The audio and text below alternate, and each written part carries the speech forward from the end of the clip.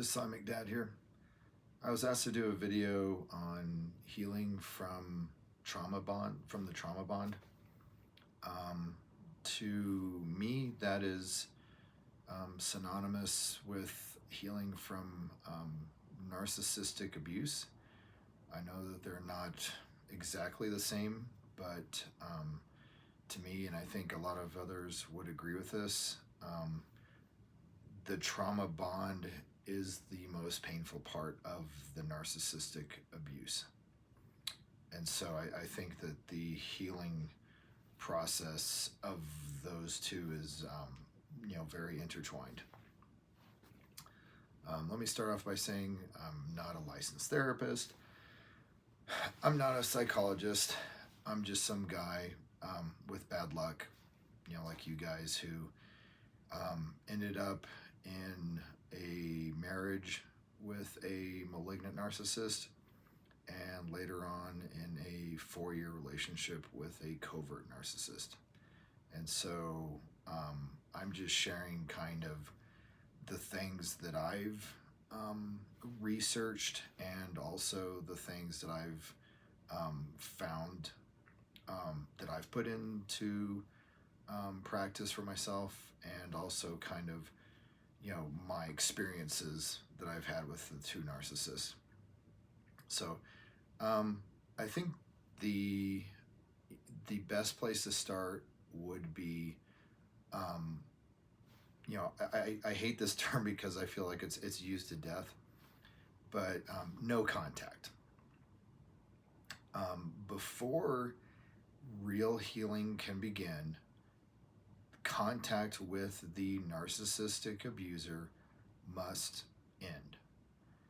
And two things I want to add to that is that I know in certain situations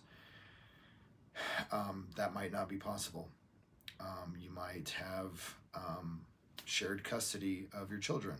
I mean, that's something that I went through, and what you have to do is to minimize contact to the bare minimum and gray rock, meaning you basically approach them almost as a a car dealer or something. I mean, just someone in a professional manner who you already don't trust, and you just simply say, this is what is going to happen. This is what needs to happen. Period. There's no emotion, no feelings, try to keep the questions to a minimum. If there are questions, keep them relevant. But if at all possible, just go no contact.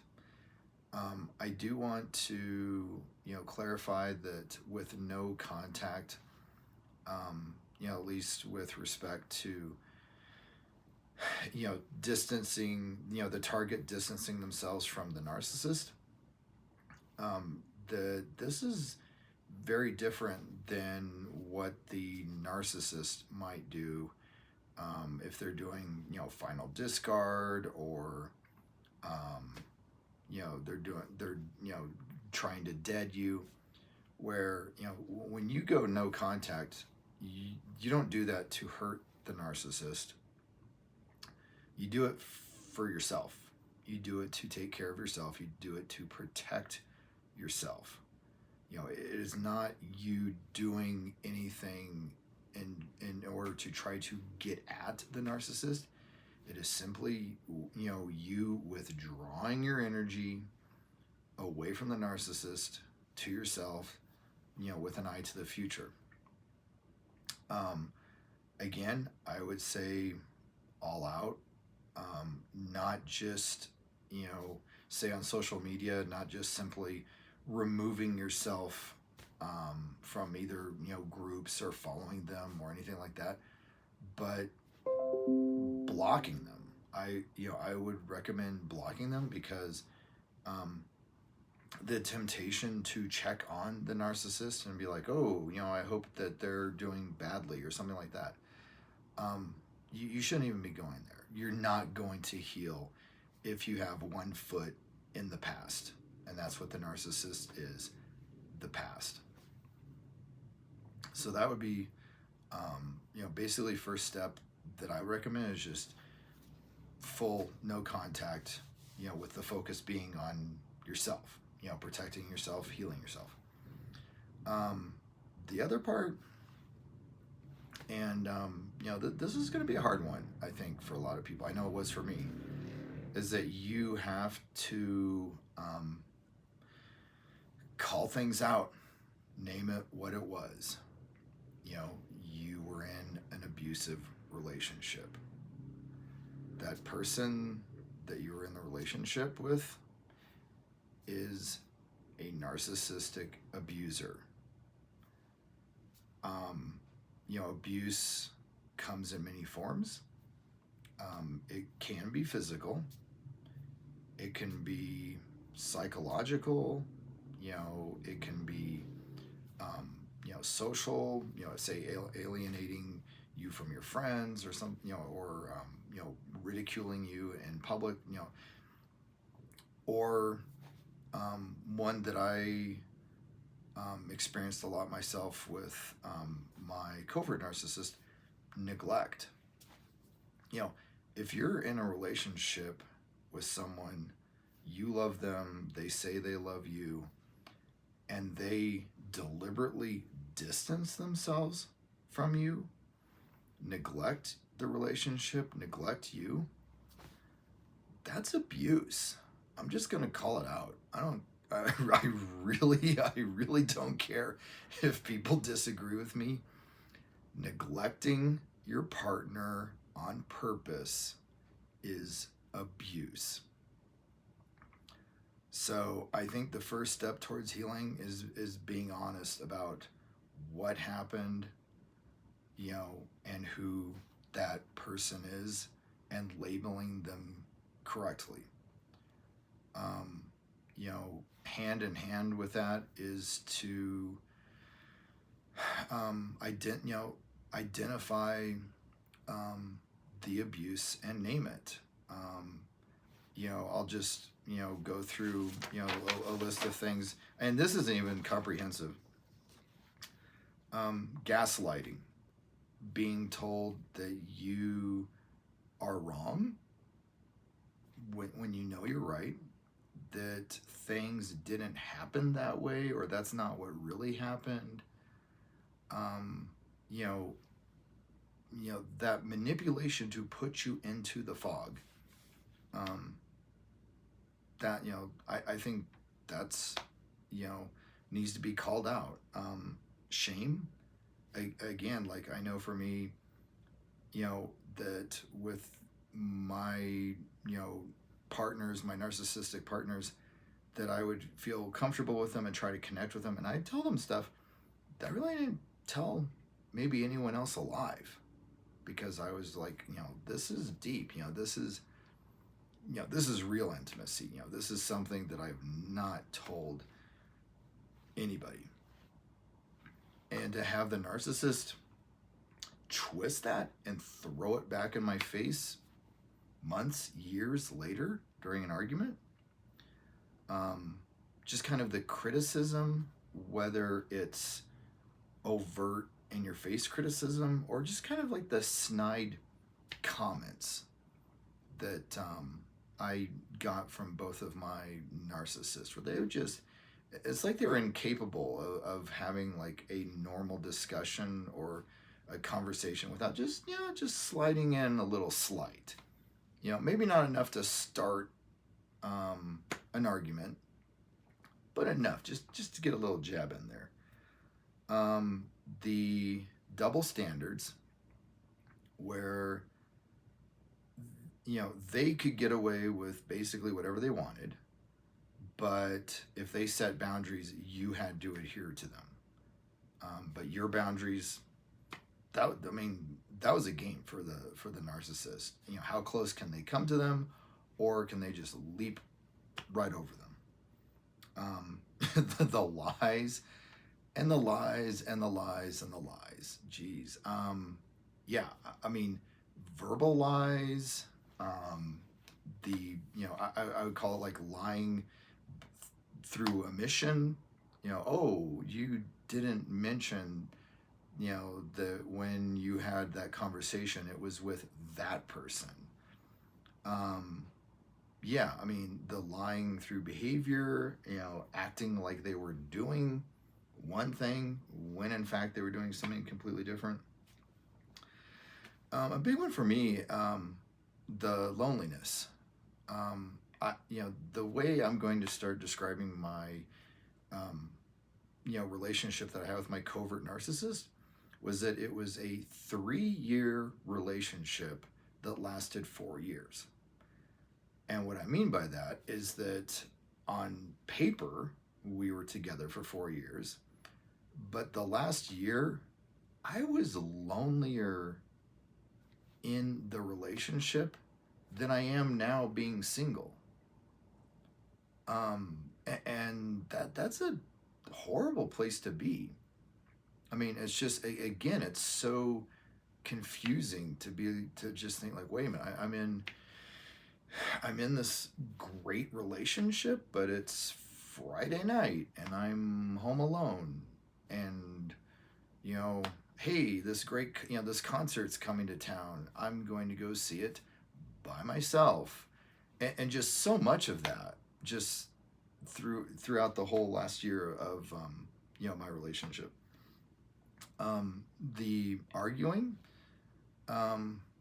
yeah, I mean, I think I might do a video on that sometime in the future, but just normal people don't argue like narcissists. I mean, the word salad is such an apt description because it's just such a mess. I mean, I remember with my malignant narcissist that we would have 3-hour arguments, and they would go nowhere. And as the marriage went on, right or wrong, it got to a point where, we would have a disagreement, we would start arguing, and once my, narcissist ex-wife would kind of go into word salad mode, I would get up, I would get out of my chair, I would wave and say, goodbye. I am not wasting 3 hours of my life going nowhere. My life, my time is more important than that. I'm going to go find something productive or enjoyable to do. Bye. And again, I don't know. Maybe some therapists or psychologists think that's good. Maybe they think it's bad. But just where I was just done. I was just so done. And the arguments, with my covert narcissist were not exactly the same, but it was the same where I would describe it as lawyering, where, as I think I described, in a previous video, we would be arguing about something, and she would start debating the meaning of specific words. And then we would debate the meaning of that word in the context of the argument and stuff like that. And it was so pointless that very quickly I just gave up. I very much think that was done on purpose on her part, because what a great way to control your partner, to make arguing, handling disagreements so painful, so pointless that your partner just gives up on ever broaching the subjects. So, after a couple of years in that relationship, unless it was hugely important, I wouldn't touch it. I just was like, no, I'm not going to bring up that topic for discussion and have that argument, because it will go nowhere. I'm not going to debate the meaning of, specific words and go off on like 1,000 tangents. So yeah, I mean, no accountability. The narcissist was never wrong and would never apologize, because of that. And not even like give sympathy to you, in effect, if something had happened and you were, feeling some type of physical, emotional pain. And also that, you know with the narcissistic, deflection and blame shifting, most of the time they would just throw it back on you, which was, just horrible. I mean, to me, that's like the ultimate gaslighting, where you might say, "Hey, I didn't like it when you did this to me. That hurt really bad, and I'd appreciate it if you, consider that in the future and you don't do that to me." And they would immediately twist it and be like, "Well, no, it's your fault for, perceiving things that way, and it's your fault for feeling that way. And if anything, I feel slighted, and if anything, you should be apologizing to me for this." And and just, and they were experts, just absolute experts at that, of just doing, flipping the script to where something that you would approach them for, to, like, say, discuss or hopefully get like a compromise or an apology, within like 2 minutes they would be saying it's your fault. The cheating, again, that just seems to go hand in hand with, narcissism, whether it's, sexual cheating, physical cheating, emotional cheating. They just simply see nothing wrong with getting their supply, and will happily go outside the bounds of the relationship, to get it, and really not think twice about it. And they know it's wrong, because if they didn't know it's wrong, they wouldn't hide it. I mean, that's a key thing to remember.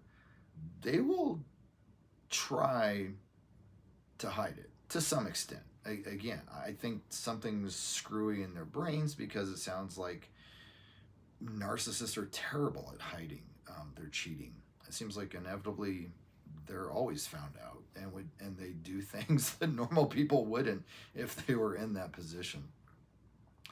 So bringing it all back, I think a good step is just to be honest with how bad it was, and to acknowledge that this narcissistic abuser did all of these things. And I think it's helpful to name the specific things they did, and just be honest about, the past in the relationship. I mean, there's no way to really move past, the relationship or into the future, if you're just going to shove it down and pretend, or just be like, "Oh, I don't want to deal with it." Because let's be honest, we're all adults. We know how life works. We know how the human mind, the human spirit works. If you have stuff you don't want to deal with and you shove it down, it will come up. And it's probably not going to come up in a very pleasant way, and it might not come up at a very pleasant time. So it's much, much healthier and better to do it on your terms, on your time. Um, I think the next step would really be grieving the relationship. And one thing I want to say is that one thing that I've realized at this point in my life is that life is so much more complicated than people pretend it is. Honestly, reality is much more complicated than we pretend it is. And sometimes you have to be honest with yourself and with your experience and hold contradictory thoughts in your head simultaneously. I know that in Western culture, especially, that we're told basically from birth not to do that. And I think it's horrible. I don't think it's, I mean, not only is it not healthy, I don't think it's reflective of reality. Um, Much of life is contradictory. And I think that, the dealing with the narcissistic relationship and the trauma bond really highlights that. And so, in the grieving process, you need to give yourself permission to be sad about the relationship and sad about the good times. And you can simultaneously um, you know realize that this person lied, that a lot of the relationship was manipulation, was terrible, was abusive, and at the very same time have fond memories. I mean, like, for myself, like, I think I described some of the low points for me, especially with my covert narcissist. It was just the sheer loneliness of the last year, where I just my partner felt so emotionally, spiritually, physically distant, and yet I was in a relationship with her. That was painful. Um, but at the very same time, like, I have good memories going back to, during like the love bombing and the honeymoon, but also afterwards. I mean, there were times when we slow danced in the kitchen. There were times when we would be let's see if I can do this without crying. I'm a bit of a softie. There were times in the dance club, DJs totally in the groove, playing bangers. It's like, 95 degrees in there. It's just bodies, everyone's dancing. And me and her would be slow dancing right in front of the DJ booth, literally right in the middle of the dance floor, in the middle of the club. And I cherish that memory. That was wonderful, and I'm not going to let the breakup or the truth of who my narcissist or ex is ruin that. No, that's my memory. I'm reclaiming that. I'm holding on to that joy. And there were other magical moments like that. I mean, one time, we were camping. It's like probably like 2 in the morning, and we're in one of those what's called a dark sky area, where there's literally no towns or anything for like 50 miles, 100 miles, something crazy like that. So the Milky Way is just a blanket of stars. And so we're just, huddled together, just enjoying the Milky Way, stretch right across the sky. And we see a comet brighter than a full moon. This thing was huge, and it was the brightest comet I've ever seen in my life. And I saw that with her, and it was a magical moment. And again, I'm holding on to that forever. That's my memory, and it's a very joyful and a special one for me. And so, when I think when you're grieving the relationship, you grieve all of it. The good, you have to have the good, the bad, grieving the loss of your time, those months, those years, the dreams, um, all of it. I mean, you have to dig up all that sadness for all of it and just dive in head first.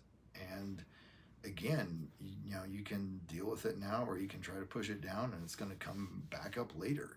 But this is how you're going to heal. For me personally, if I, could throw something out for those people who may not, be as in tune with their, feelings, emotions as much as some others might be. Go watch a sad movie. Pick the saddest movie you've ever watched in your life. Go watch it by yourself. Pick those songs that when you hear them in your car, when you're alone, and you start crying, and it's like just the waterworks are flowing. Go listen to those songs when you're, alone. I mean, just get those emotions there, and then start, thinking about the relationship and all the things that you're missing, that you're sad about, and you're upset about. I think that it's important to, keep those points like we just listed out of, the abusive aspects and that, anger that you have for those, and also, grieve the things that you're sad for. I mean, I think that the process involves both. It's about diving in headfirst to all those emotions, working through them so that you can, get past them. Along with that is, the stuff that you've probably already heard. Journal. It's a great way to process your thoughts because it forces you to slow down, and it forces you to articulate those feelings and articulate those thoughts. Therapy, of course, if you can afford it, sometimes, and depending on your area, it can be a little bit cost prohibitive. But, if you can find a good therapist, it can help out a lot. Having someone you can lean on, either as, either a friend or a family member. And again, kind of along the lines of journaling, of just being able to verbalize and tell your story forces you to, again, slow down those thoughts, those feelings, and articulate them. And there are going to be times when, in the process of journaling or telling a friend your story and what happened, you're going to realize things. I mean, you might, think back to an incident and you say it and you think, oh my God, that is what happened. I had not put things into that context or looked at things from that perspective. The other thing I would say is to, again, focus on the future. Just kind of think of, what are those things that I wasn't able to do during those 4 years. Very often the narcissist tries to control the relationship, including what you do. And so, maybe you wanted to write that book. Maybe you wanted to go mountain biking or go roller skating or go, learn waltzing or take that yoga class, et cetera, et cetera. Just maybe make a list of those things that you all, wanted to do the whole time, but just weren't in a position to. Now you can do it. The big thing that I don't really hear too often, but I think is very important, is to give yourself time. This is not going to happen overnight. It's not going to happen within a week, probably not in a month. It could take a while, and you need to give yourself time and be gentle with yourself and not set unrealistic expectations as to when you'll be healed or be, feel, like you can kind of then go into that next chapter after healing. What that would look like, is up to you as far as like, where that goal is. I mean, at least for me, I can't define it for myself. It's just one of those things where I kind of know it after it's happened. I can point back and say, oh, I must have healed from that relationship at this point because I was able to go on in the next, chapter of my life and feel whole. At least for me, I don't know what, people might want to do for themselves or what's recommended, but I have no intention of getting into a relationship anytime soon. For me, I think that one, it would be a distraction. Two, I think it would be like giving a beer to a recovered alcoholic. I know that's drastic, but I'm just saying that, after being in this bad relationship, I don't think it's healthy for me to get in one right now. I think I need to just abstain from being in a relationship right now and heal. And I don't think I can heal to the extent that I need and want to if I just jump right back into another relationship. And again, I'm just speaking for myself. I mean, other people are different, and other people, are going to make the decisions that hopefully work best for them. The other thing is just to know that, other people have gone through this, and that there are other resources out there,